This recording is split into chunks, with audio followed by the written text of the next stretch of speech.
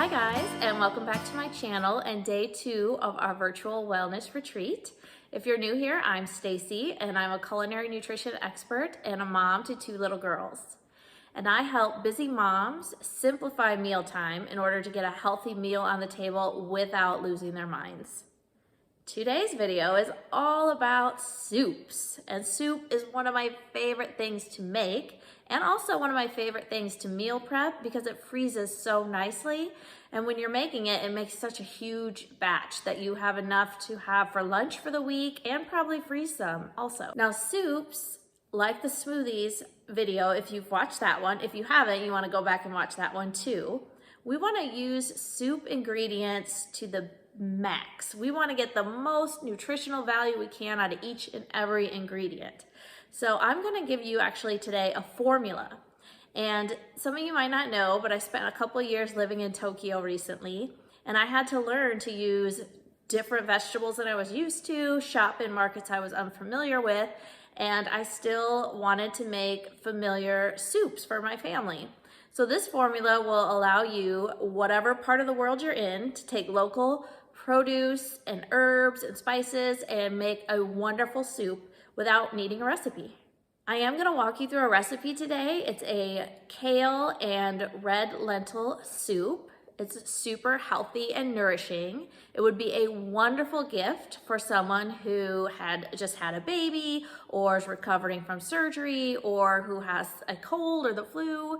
And it's also good for you if you're feeling a little under the weather. But these ingredients also pack a powerful nutritional punch, and you can use them to help increase your health so you're better prepared should sickness come your way. So let's look at the ingredients for today's soup. And this is just going to kind of give you an idea where you can plug in substitutions to create your own healing soup. First, we're going to have any aromatics are going to go into the pan. And that's going to be your onion, your leek, and today we're using onion and garlic. So you're going to want to get that going first. Now, some people like to add the garlic later because it does cook fairly quickly, but you can definitely put those in together. Then you want to move on to your harder vegetables like carrots, celery. Those are the 2 that are in this recipe, but anything that bell pepper would be in this category too. Those you want to put in next. And sometimes you can even just put all of these in at one time, but I like the onion to get really cooked down. So I put that in first.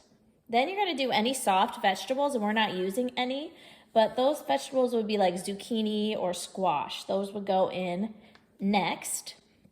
Once all your vegetables are softened, whatever order you put them in, you're going to move on to the spices. And a lot of people put the spices in later, but it's good to put it in now. So I have all of these. We're going to use chili powder, cayenne pepper, cumin, coriander, and paprika. And these are going to just help clear those sinuses. So these spices are really going to flavor our food. And compared to fats and cheeses and creams and different other ways to flavor your food, these are going to be healthy. They're not going to add calories, and they're going to add a lot of flavor. Our liquids today, we're using a good quality chicken stock. You could use a vegetable stock, and then that will make this a vegan soup. But I have a bunch of chicken stock, it's organic, that I want to use up. You can also make your own. And this, once again, like with the smoothies, adding the liquid to your soup is a good opportunity to use a high quality ingredient. So you could use actually water in your soup, but chicken stock or some kind of stock is going to give it more flavor.